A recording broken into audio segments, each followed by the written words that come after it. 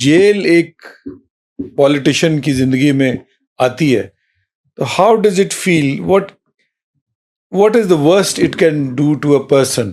Politician तो है ही, person भी है वो, तो व्हाट इज द वर्स्ट? मुझे पता है, आई एम नॉट श्योर, आप मुझे करेक्ट कर दीजिए कि आपने इंडस सागा भी मियांवाली और लायलपुर जेल में थोड़ी बहुत लिखी, तो लेकिन आपका क्या आपके माइंड के ऊपर उसने असरात छोड़े और क्या छोड़ती है जेल? जेल आदमी को बिल्कुल कमजोर करके और छोटा सा बंदा भी कर देती है। अच्छा।